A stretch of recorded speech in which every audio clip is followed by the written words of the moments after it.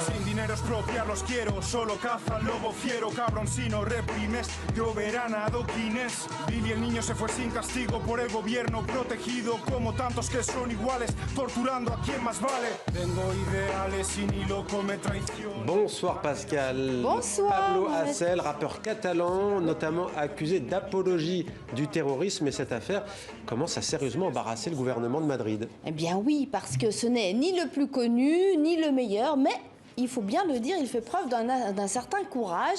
Alors qu'est-ce qu'on lui reproche? Eh bien on lui reproche ses chansons et ses tweets, où certes il parle de lutte armée, il critique virulemment la monarchie espagnole, il dénonce les violences policières, jusque-là rien de très original. On a les mêmes en France, en Belgique, partout. Mais en Espagne, le code pénal en matière de délit d'opinion est extrêmement sévère. Alors le casse-tête pour le gouvernement socialiste, eh bien c'est que Pedro Sánchez, le Premier ministre, a critiqué la disproportion de la peine, quand même 9 mois ferme. Pour ça, c'est dur et en même temps, comme Premier ministre, il se doit d'appliquer la loi.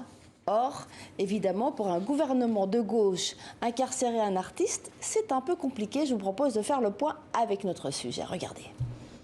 Libertad, Pablo Hasél.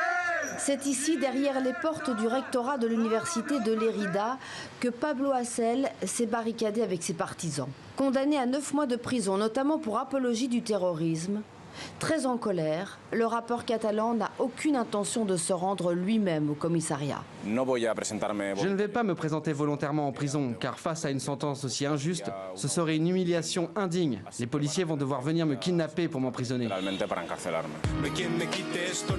Dans ses chansons, Pablo Hasél critique de manière virulente la monarchie espagnole. Il dénonce les violences policières et les injustices sociales.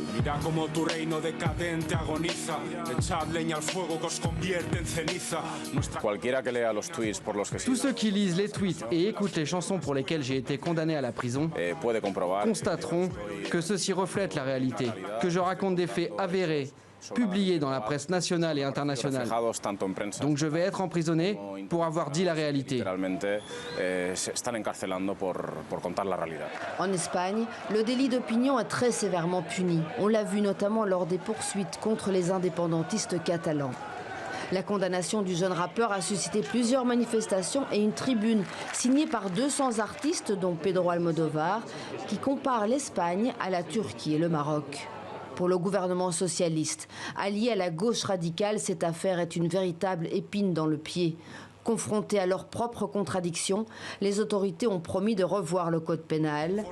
En attendant, dans son fief universitaire catalan, le rappeur continue de défier le pouvoir central.